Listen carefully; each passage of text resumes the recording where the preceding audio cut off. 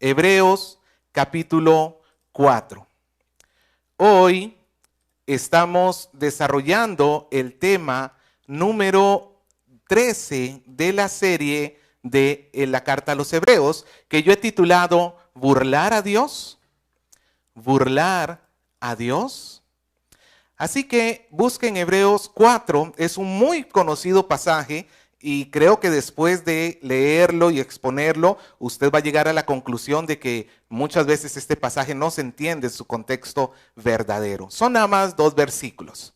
Dice así: porque la palabra de Dios es viva y eficaz y más cortante que toda espada de 2 filos, que penetra hasta partir el alma y el espíritu, las coyunturas y los tuétanos, y discierne los pensamientos y las intenciones del corazón.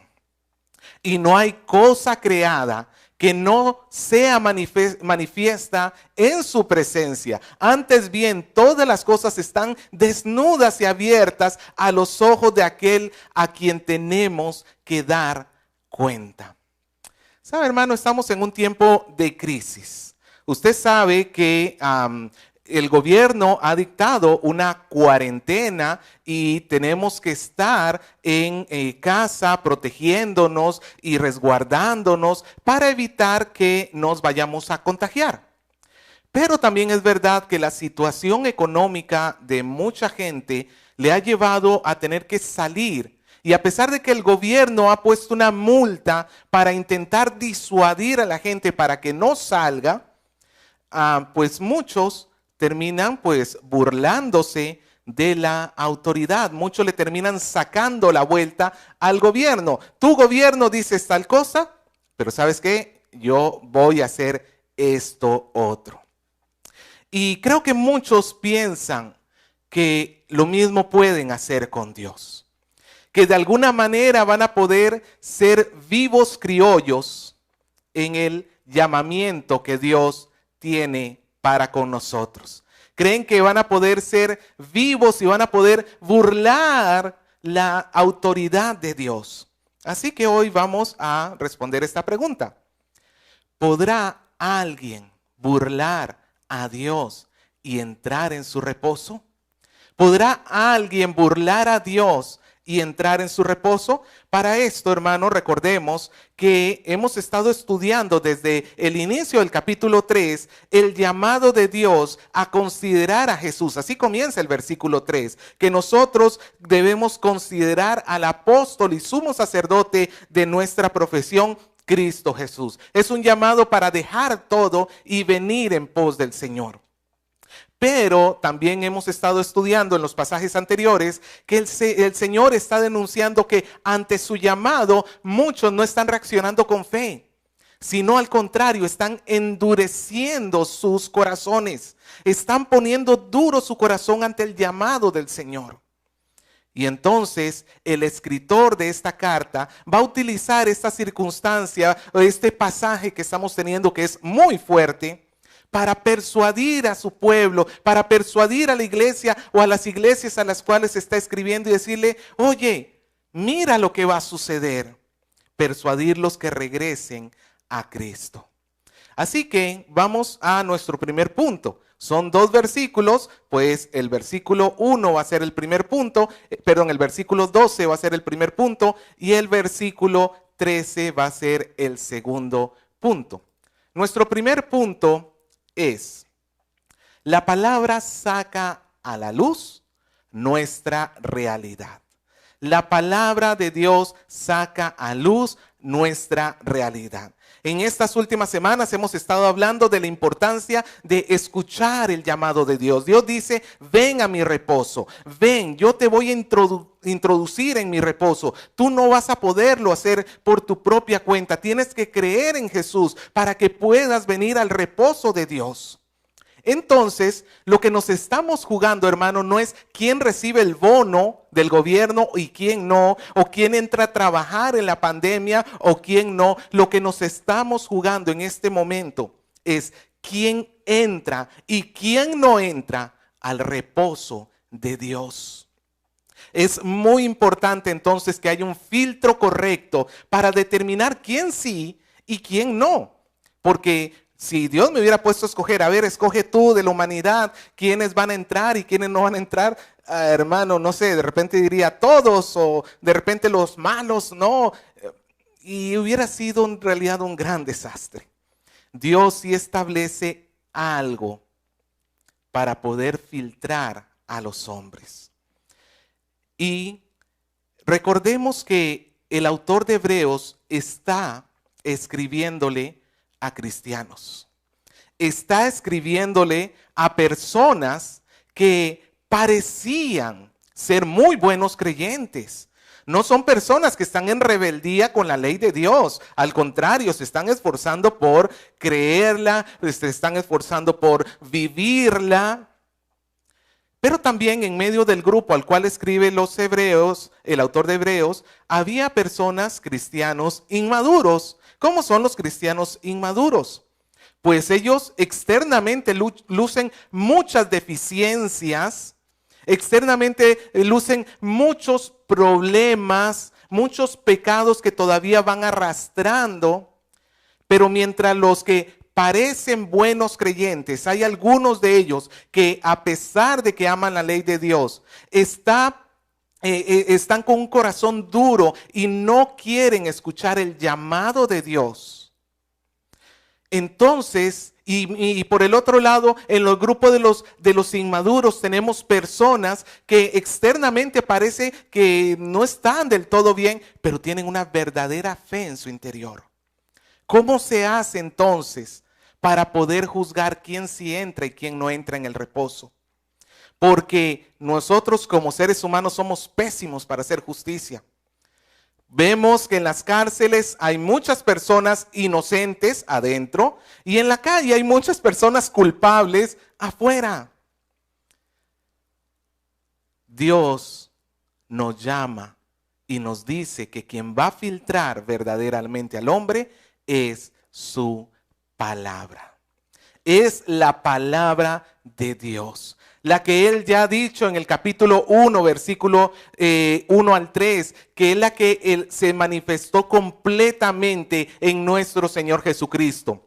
No hay más revelación que nuestro Cristo. Toda revelación apuntaba hacia Cristo, pero Cristo apunta hacia Él mismo nada más. Es esta palabra que nos dice el capítulo 2, versículo 2, que aunque fue traído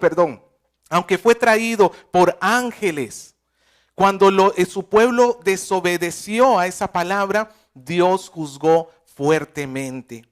Y en el capítulo 3 nos dice que es la palabra que ha traído el Espíritu Santo y que nos llama hoy a que nosotros entremos en el reposo de Dios. Y entonces demanda una respuesta de obediencia, como ya hemos visto en estos pasajes anteriores. Necesita responder con fe y con obediencia. Pero antes de considerar cómo la palabra de Dios va a filtrar a la humanidad, vamos a ver lo que es la palabra de Dios. Antes de ver lo que hace, veamos lo que es. Mira el versículo 12 cómo comienza. Porque la palabra de Dios es viva y eficaz. En primer lugar, ¿qué es? Viva. Viva es lo contrario de muerto. Por ejemplo, nosotros usamos la expresión, eso es letra muerta. Cuando, por ejemplo, nos referimos a alguna norma que alguien establece, pero que a final de cuentas nadie lo cumple. Como por ejemplo que en tu trabajo, antes de la pandemia, hubieran dicho, quien llega 10 minutos tarde le rebajo 1 hora. Y tú llegaste tarde. Y entonces tú dices, y ahora sí ya me van a rebajar toda 1 hora. Pero cuando llega tu boleta de pago, te han rebajado nada más los 10 minutos.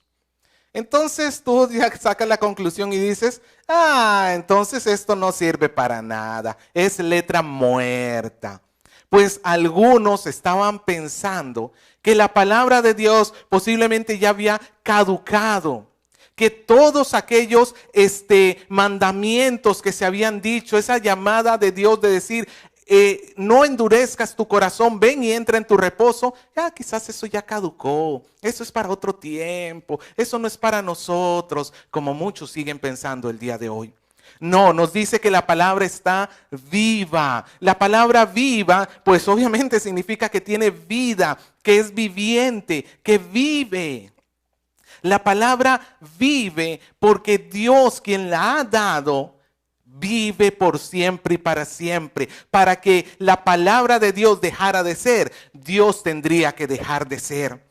Como Jesús lo dijo en Mateo 5:18, pasará el cielo y la tierra, pero ni una jota ni una tilde de la ley va a pasar. Y es la palabra la que va a infundir vida a los hombres. Es la que Dios va a utilizar para traer ese corazón duro, ese corazón muerto en sus delitos y pecados, y traerlo a vida. Es cuando Pedro le dijo al Señor en Juan 6:68, ¿a quién iremos si solamente tú tienes palabras de vida eterna? Solamente es Dios el que puede transformar a la persona a través de su palabra. Su palabra es vida para el creyente. Su palabra es el rescate de nuestra alma. Es aquel que nos da vida, que nos saca de esta condición de muerte, porque ella es la que nos revela a Jesús y a su sacrificio. Es por ella que nosotros podemos ver nuestros pecados para luchar contra ellos. Por eso yo me pregunto, ¿por qué hay creyentes que les cuesta tanto estar leyendo la palabra? ¿Por qué hay personas que hay que estarlas correteando todo el tiempo? No encuentran placer en la palabra, no encuentran su satisfacción en abrir la Biblia y leerla. Lo hacen por compromiso, sí, porque el pastor ya me va a preguntar, porque el hermano tal seguramente me va a regañar. Lo hacen simplemente por un compromiso. Pero es porque no hay vida en ellos, porque donde quiera que Dios pone su palabra, pone vida. En la promesa que tenemos en el Antiguo Testamento, el profeta dijo que él iba a poner la ley de Dios en el corazón de su pueblo. Esa es la promesa del Nuevo Testamento. Es cierto que a ti te puede costar de repente, pero tienes que ir creciendo. Si pasa el tiempo y tú ves que tu amor por la palabra más bien va cayendo, tú puedes ser de los que está en este grupo al cual se le está llamando la atención. Tú puedes ser de estos. Pero también nos dice que no solamente es viva, sino que también es eficaz. La palabra eficaz acá significa que está activa, que es poderosa, en otras palabras, que genera algo. La palabra de Dios no está viva como lo puede estar, o no sé, un gato metido en una jaula que simplemente está inerte. No, cuando nos dice que la palabra es viva y eficaz, nos dice no solamente que está viva, sino que va a producir algo. Es más, esta misma palabra eficaz en griego es la misma palabra de la cual viene nuestra palabra española energía. Sin energía nada se mueve. Tú puedes tener el carro más rápido del mundo, que si no le echas gasolina, que es la que le da energía, no se va a mover. El carro no te va a servir para nada. Hay personas estacionadas, varadas en su vida espiritual, y la culpa no es de la palabra de Dios. Tienes que encarar tu propia realidad. Tienes que encarar tu propia vida. La palabra es viva y es eficaz. Va a obrar, va a producir un fruto, pero no siempre va a producir arrepentimiento. Hay algunos en los cuales va a producir dureza en su corazón. Pero esa dureza del corazón no es responsabilidad de Dios, es responsabilidad del pecador que rechaza la palabra. Pero en otros va a producir cambio, va a producir conversión, va a producir vida y van a amar la palabra de Dios sobre todas las cosas. Porque la palabra de Dios es de nuestro Dios. Tú no puedes decirme que amas a Dios sin amar su palabra. Dios salva y cuando eso sucede, esa persona se convierte por la gracia de nuestro Dios. Ahora quiero que observes lo que continúa diciendo. Ya vimos lo que es la palabra de Dios. Es viva y es eficaz. Pero ¿qué más nos sigue diciendo la palabra? Versículo 12 en su segunda parte. y es más cortante que toda espada de dos filos y penetra hasta partir el alma y el espíritu, las coyunturas y los tuétanos, y discierne los pensamientos y las intenciones del corazón. La figura es clara. ¿Con qué está comparando Dios a su palabra? Con una espada. La espada de dos filos era pues el arma más peligrosa que había en ese tiempo, el arma más filosa que había en ese tiempo. ¿Y para qué sirve una espada? Yo sé que esto va a sonar feo, perdone para los que de repente les va a chocar en su estómago, pero una espada sirve para que tú puedas ver lo que tus ojos normalmente no ven. Ninguno de nosotros anda caminando, y perdone nuevamente, con las tripas por fuera. Pero si una espada traspasa tu ser, esa espada va a dejar al descubierto lo que normalmente no se veía. Esa espada va a penetrar hasta lo más profundo de tu ser y va a sacar a luz todas las entrañas, todo lo que estaba allí adentro, que de otra manera era imposible ver. Pues la figura entonces que tenemos acá es clara. Dios puede ver todo en nosotros a través de su palabra. La palabra de Dios es el instrumento de Él para revelar lo que hay en lo oculto, para mostrar lo que hay en el corazón, en lo más profundo de los pensamientos del hombre. Y es que el hombre es un especialista para ocultar sus intenciones. El dicho popular dice: caras vemos, corazones no sabemos.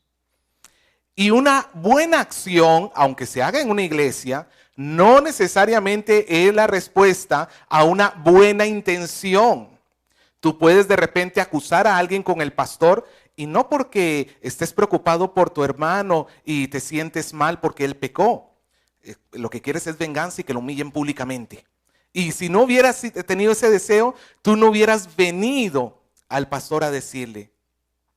Eso, hermano, eso nos muestra que las buenas intenciones no solamente, las buenas acciones no provienen solamente de buenas intenciones.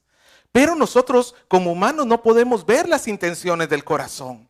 Por eso tenemos miles y millones de personas en las iglesias que hablan de Cristo, que sirven en una iglesia. Mira, pueden ser hasta pastores reconocidos a los cuales siguen miles de personas. Pueden ser personas súper reconocidas, pero pueden tener motivaciones incorrectas. Tú no ves lo que hay en mi corazón, pero la palabra de Dios sí nos ayuda a verlo. Humanamente podemos ver algo y para Dios todo está claro. Por ejemplo, cuando alguien publica y dice: sí, yo amo a Dios con todo mi corazón, yo lo amo a Él, a mí no me interesa nada más, yo amo a Dios con todo mi ser. Pero luego ve su vida y anda en desobediencia, no le importa mentir, no le importa pues tener un novio mundano, o ni siquiera va a una iglesia. Esta persona, por más que diga que sí ama a Dios, la palabra revela lo que hay en su corazón. Jesús dijo: si me amáis, guardad mis mandamientos. Por más que esa persona diga: no, pero yo lo amo, la Biblia dice no.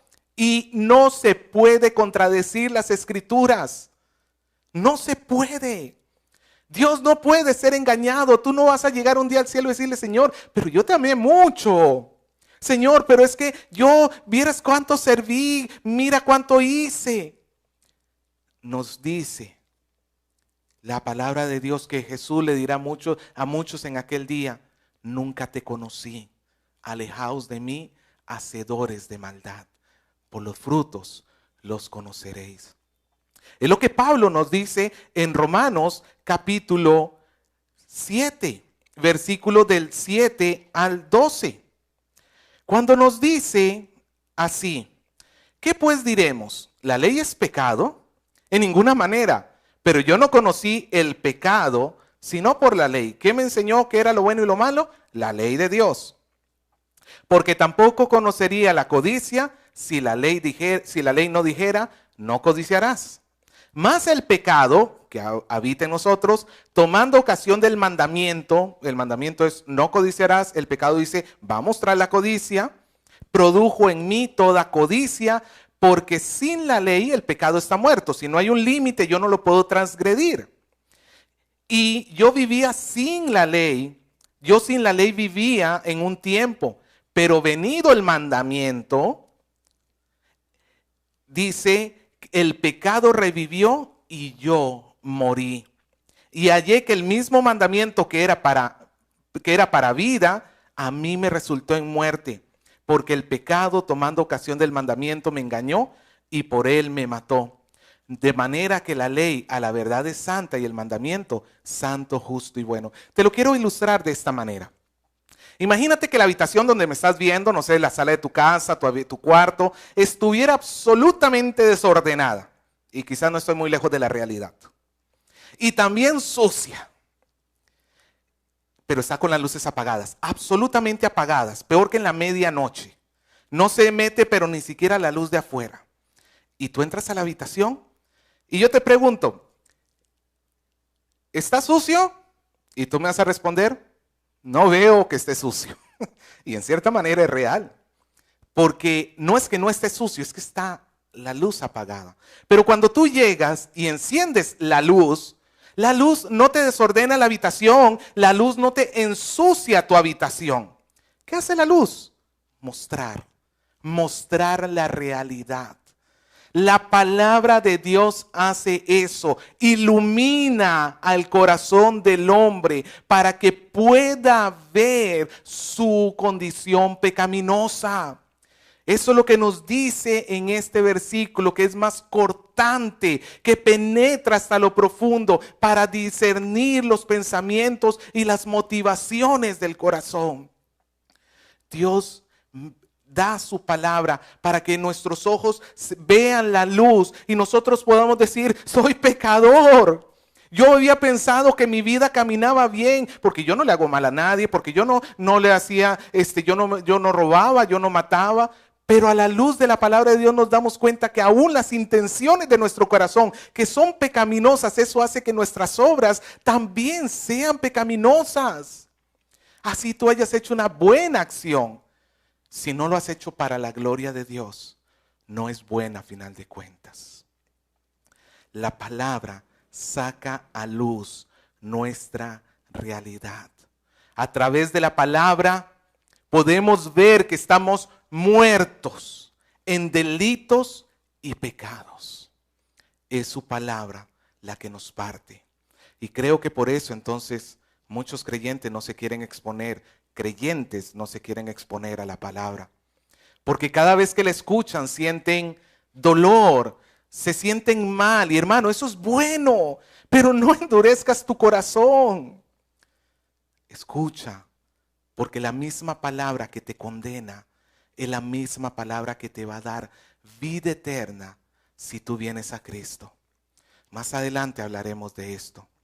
Pero quiero no dejar de lado el asunto que estamos llevando. Lo primero que hace la palabra de Dios entonces es, la palabra es el poder de Dios que Él usa para cambiar nuestra vida. Pero también deja en evidencia toda rebeldía al llamado de confiar solo en Jesús para salvación. Nadie puede esconderse del examen de la palabra. Tú podrás engañar al pastor, podrás engañar a tu mamá, a tu papá, podrás engañar a quien tú quieras. A Dios, su palabra no, nunca. Por eso llegamos a nuestro segundo punto. Dios hace un juicio perfecto de nuestra realidad. Dios hace un juicio perfecto de nuestra realidad. Ya entonces la palabra trajo la evidencia para el juicio. La evidencia es pues lo que demuestra la culpabilidad de alguien, y la palabra no solamente está trayendo tus malas obras, sino incluso tus malas intenciones de tu corazón, de la cual tú pensaste que nadie veía ni nadie escuchaba. Ahora, nos enfrentamos al problema del juez acá. ¿Cuál es el problema del juez? Los juicios son cuestiones muy delicadas. ¿Por qué? Porque es muy fácil fallar haciendo un juicio. Por ejemplo, un juez que tiene, digamos que existe esta evidencia, que haya sido recolectada o incluso que no haya sido recolectada, está a este nivel. Pero el juez nada más recibe o conoce este nivel de evidencia. ¿Cómo va a ser su fallo? Va a ser errado. Puede ser o muy duro o muy suave, puede dejar suelto al culpable o libre suelto al culpable, sí, y encerrado al inocente. Se necesita que si esta es la evidencia, el conocimiento del juez esté a esta altura. ¿Recuerdas lo que hablamos sobre la luz y el cuarto sucio y desordenado? Imaginémonos que quien entra es, pues obviamente, ¿quién va a entrar al cuarto desordenado? La mamá. Y con esos ojos de rayo X que caracteriza a todas las mamás, feliz día de las madres, mamitas, escanea todo y lo ve todo. Y te dice, mira que esto está desordenado, que esa ropa, que esto aquí, que eso allá. Pero tú te das cuenta que no se dio cuenta del desorden que tenía allá en la esquinita. Ni tampoco de que no has sacado una botella de gaseosa que tenías por ahí tirada. Y tu mamá se fue. Y tú dices, ay, menos mal no vio todo lo que la luz sacó a luz, valga la redundancia. Menos mal que no se dio cuenta de toda la realidad de mi pecado. Pues, si Dios va a hacer un juicio, Dios tiene que ser perfecto. Él nos dice la palabra que es omnisciente, que todo lo conoce. Significa que si la palabra saca a luz esta cantidad de evidencia en mi contra, Dios va a conocer exactamente lo mismo. No va a haber diferencia entre la realidad de mi corazón y lo que el Señor conoce acerca de mí. Es lo que nos dice en el versículo 13. Y no hay cosa creada que no sea manifiesta a su presencia. Todo lo que la palabra de Dios saca a luz es vista por Dios. Todo pensamiento, toda intención del corazón no se le puede ocultar. No hay diferencia entre lo que muestra la palabra y lo que Dios sabe. Por eso podemos decir que su juicio será perfecto. El salmista, sabiendo esto, dijo en el Salmo 139, versículos 11 y 12. Si dijere, ciertamente las tinieblas me encubrirán, aún la noche resplandecerá. La noche resplandecerá alrededor de mí. Versículo 12, aún las tinieblas no cubren de ti. Y la noche resplandece como el día, lo mismo te son las tinieblas que la luz. Eso es lo que el salmista, inspirado por el Espíritu Santo, decía: Señor, ¿cómo me voy a esconder? Todo está allí. Todo está allí, hermano. ¿Tú crees que le estás sacando la vuelta al gobierno? ¿Crees que le estás sacando la vuelta a tu jefe, a tu esposa? ¿Crees que le estás sacando la vuelta a tú eres el más vivo del barrio porque tú haces lo que te da la gana y a ti nadie te dice nada? Déjame decirte que todas tus obras están siendo anotadas. Todas tus obras están siendo escritas. Y un día, no solamente las obras, las intenciones de tu corazón serán mostradas delante de ti. Y tú no podrás negarlas.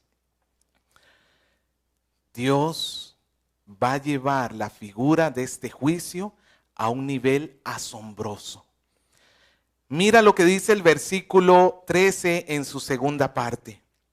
Antes bien, todas las cosas están desnudas y abiertas a los ojos de aquel a quien tenemos que dar cuenta. Los ojos de aquel a quien debemos dar cuenta. Esta expresión, desnudas y abiertas, que tenemos acá, es una expresión que se utilizaba en el griego de aquel tiempo. y es tomado de la parte del deporte de lucha, o también se utilizaba en cuanto a los juicios civiles. Cuando un luchador estaba peleando con otro, podía llegar el momento en que lo agarrara del cuello. Imagínense que yo agarro a una persona así del cuello. Mi brazo no es muy largo, dicho sea de paso. ¿Dónde va a quedar la cabeza de esta persona? Va a quedar cara a cara conmigo. Cara a cara. Eso es lo que significa esta expresión, desnudas y abiertas. Dar la cara, quedar cara a cara. El otro lugar donde se utilizaba era justamente en un juicio civil. Tú has visto que cuando hay una persona que ha hecho algo malo y está delante del juez, ¿dónde tiene la cara? Como el avestruz, ¿no? A veces da risa cuando los niños, tú le dices, oye, ¿qué estás haciendo? Bla. De frente para abajo. Pero no solamente los niños, vemos eso en las noticias cuando capturan a fulano, cuando capturan a mengano, ¿para dónde va su rostro? Para abajo. Pues lo que hacían en aquel tiempo, ¿sabes qué era? Tomaban un cuchillo, una navaja, con su filo hacia arriba y se lo amarraban inmediatamente abajo de la cabeza, poniéndola en alto. De tal manera que él estaba de rodillas y su juez estaba delante de él y él no podía hacer esto porque hubiera sido fatal.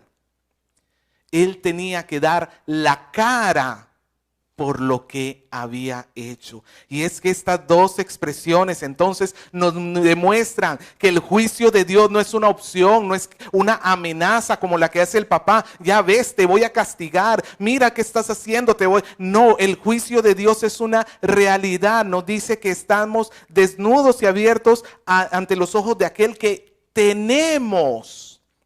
Nota que no dice quizás lo haremos o podríamos dar cuenta. El ateo puede pensar, bueno, yo no creo en estas cosas, a mí no me interesa, porque para mí muerto el perro, acabada la rabia, esta vida es todo lo que existe y yo cuando muera, aquí muero. Bien, a pesar de que tú pienses así, eso no cambia la realidad. Tú puedes decir, la gravedad no va a actuar en mí y arrojarte de un cuarto piso. Pero el hecho de que lo hayas dicho y lo creas con todo tu corazón y estés convencido, no cambia la realidad. La gravedad va a actuar en ti y te va a dar el sopapo de tu vida. Pues lo mismo sucede. No importa si tú crees o no crees. No importa si tú crees que Dios no va a ser tan drástico. A final de cuentas yo ya me bauticé, a final de cuentas yo ya hice esto, yo estoy sirviendo, yo aquí, yo allá. Yo quizás sí lo voy a poder evitar, voy a poder burlar ese juicio de Dios. No, la palabra de Dios nos dice que todas las cosas están desnudas y abiertas delante de quien tenemos que dar cuenta. Tú, un día, tarde o temprano, partirás de este mundo. Alguien dijo que lo único certero en este mundo es la muerte, y tuvo razón. Un día tú partirás de este mundo y tendrás que verte cara a cara con el absolutamente santo Dios. Y aquel que ha visto no solamente tus acciones, no solamente tus palabras, ha visto lo profundo de tu corazón. Dime una cosa, ¿a ti te gustaría que pudiéramos transmitir aquí en vivo lo que está sucediendo en tu corazón, como hacemos con el chat? Imagínate al chat antes de comenzar la transmisión y que ahí comiencen a pasar todos tus pensamientos. Ay, fulano de tal me cae mal. Ay, qué pereza de escuchar la palabra. Ay, qué bonita que está aquella hermana. La deseo. Todas esas cosas que para los hombres son invisibles, para Dios se ven y tú le vas a dar cuenta delante de Él. Esto nos dice claramente en Apocalipsis capítulo 20, versículo 11. Por misericordia Dios nos hace ir hasta el juicio del gran trono, el juicio de Dios. Este versículo 13 de Hebreos que estamos leyendo, vemos su cumplimiento en Apocalipsis 20, versículo del 11 al 15, y escucha lo que dice la palabra de Dios. Y vi un gran trono blanco y al que estaba sentado en él. Cristo Jesús. A Él Dios le dio la potestad de hacer juicio. Y escucha lo que dice, y delante de Él, del cual huyeron la tierra y el cielo, y ningún lugar no se encontró ningún lugar para ellos. Hermanos, si el cielo y la tierra no pudieron permanecer de pie delante de Dios, por decirlo así, ¿tú crees que sí vas a poder hacerlo? Pero luego nos dice, y vi a los muertos, grandes y pequeños. Aquí puede ser a los niños y a los adultos, o puede significar a los pobres y a los poderosos. No importa, toda la humanidad está delante de ese trono. Vi a los muertos, grandes y pequeños, de pie, como acusados ante Dios. Y los libros fueron abiertos. ¿Cuáles son estos libros? Los libros que muestran las obras, muestran las intenciones, los libros que tienen registradas todas tus acciones. Y otro libro fue abierto, el cual es el libro de la vida, que es el libro donde están escritos todos aquellos que conocieron al Señor, todos aquellos que desde antes de la fundación del mundo fueron escogidos para redención. Y nos dice, y fueron juzgados los muertos por las cosas escritas en los libros según sus obras. Es un juicio perfecto. Tú no le vas a poder decir a Dios, yo no lo hice, porque todo lo que hiciste, Dios nunca te va a acusar injustamente, pero toda acusación de Dios va a ser exacta y precisa. Dios no va a dejar ni una sola de tus injusticias por fuera, ni tampoco te va a inventar injusticias. Y quizás alguno diría, no, pero yo me morí en el mar y yo estoy sepultado en lo profundo del mar y yo seguramente allí no voy a ir delante de Dios porque estoy muy lejos, estoy en el fondo de las fosas de las Marianas, el lugar más profundo de la tierra, ahí me morí yo. Escucha lo que dice, y el mar entregó los muertos que habían en él. El mar no tuvo opción, tuvo que entregarlos. Y la muerte y el Hades, nadie muerto se quedó. Dice, entregaron los muertos que habían en ellos. No se escapó ni uno solo de los hombres, ni uno solo. Y fueron juzgados cada uno según sus obras. Y la muerte y el Hades fueron lanzados al lago de fuego, que es la muerte segunda. Y el que no se halló inscrito en el libro de la vida fue lanzado al lago de fuego. ¿Te das cuenta lo que estamos hablando acá, hermano? No estamos hablando que Dios te va a dar 3 palmadas y te va a decir, ay, la próxima vez pórtate bien. Estamos hablando que es la perdición eterna. Estamos hablando que estas personas están yendo a padecer el dolor más grande por el resto de sus vidas sin descansar un solo segundo. Ellos van a sufrir, van a lamentarse, van a llorar, van a estar allí doliéndose cada segundo. Imagínate el dolor más grande que hayas tenido. Si tú eres mamá, posiblemente ha sido dar a luz. Imagínate ese dolor multiplicado por 80,000 y cada segundo de cada día, por cada siglo, por los siglos de los siglos de los siglos. Y nunca habrá reposo porque desperdiciaste la oportunidad de ir al reposo de Dios. Por eso nos dice en Apocalipsis capítulo 6 que los hombres le decían a las peñas, caigan sobre nosotros. Imagínate lo que es decirle al Cerro San Cristóbal, prefiero estar sepultado bajo toneladas y toneladas de tierra, a ver si allí me logro esconder de Dios. Ellos le decían, caed sobre nosotros a los montes y las peñas y escondednos del rostro de aquel que está sentado en su trono y de la ira del Cordero. Hermanos, es que si tú no tienes reposo vas a tener ira. No hay una tercera opción. Por eso es que esto es tan importante. Por eso es que, hermano, tú te tienes que asegurar que tú no seas como estas personas que está escribiendo acá. El escritor de Hebreos, que sí estaban en una iglesia, pero no tenían una relación real. Y muestra de eso es que no amaban su palabra no había creado nada en ellos. Tú tienes que sacudirte y venir a Cristo.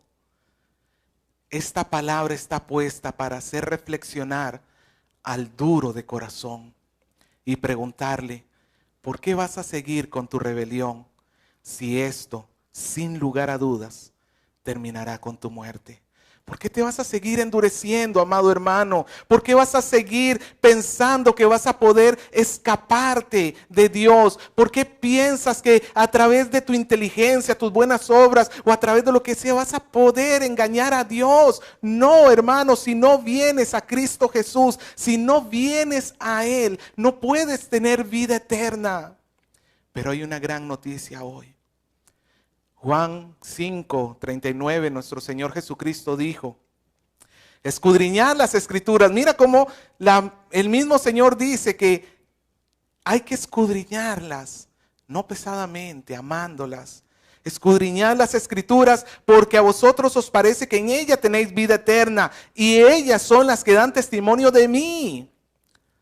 ¿Cómo se encuentra la vida eterna? Conociendo a Jesús. ¿Y cómo conozco a Jesús? Yendo a las Escrituras. Pero si tú hoy escuchas la palabra y endureces tu corazón, en el versículo 40 el Señor acusó a estos judíos y les dijo, y no queréis venir a mí para que tengáis vida.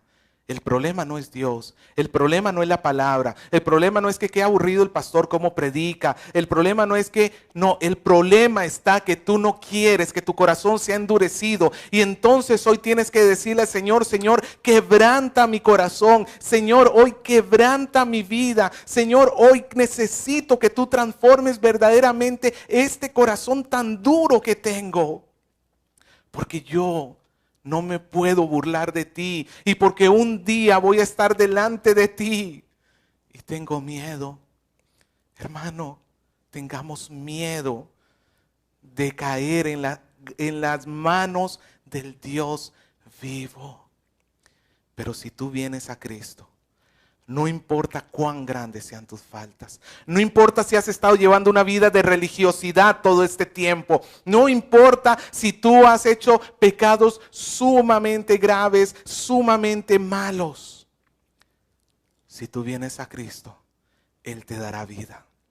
Cuando se abra ese libro de obras que vimos en Apocalipsis, y cuando lleguen a la sección de uno de los escogidos de Dios, Él verán y todo tu historial estará vacío. ¿Todos los pensamientos malos? Sí. ¿Todas las palabras malas? Sí. ¿Todas las malas acciones? Sí. ¿Pero yo qué hice para merecerlo? Nada. No lo merece ni tú ni yo. Es solamente a través de la sangre de Cristo que Él pagó por nuestros pecados. Ven a Cristo. Pídele perdón a Él. Iglesia, deja de caminar entre dos mundos. A los hijos y jóvenes que están en la casa, ¿tú crees que puedes burlarte de Dios como te burlas de tus papás? Porque ellos no conocen todo lo que haces. Dios sí lo conoce. Y un día tendrás que darle cuenta a Dios. Amigo, tú que me escuchas y que has creído que el cielo lo vas a ganar por tu esfuerzo, un día tendrás que venir ante Dios. No te puedes burlar de Él. O vienes a Cristo, o tu burla terminará en tragedia. Así que yo le invito a todos los que me escuchan para que hoy pongan su fe en Jesús, para que hoy podamos ser presentados delante de Dios como aquellos que vienen contritos y humillados, pidiéndole perdón, rogando por su misericordia. Que seamos nosotros los que hoy recurramos a Cristo, porque Él es el sumo sacerdote, aquel que nos va a ayudar.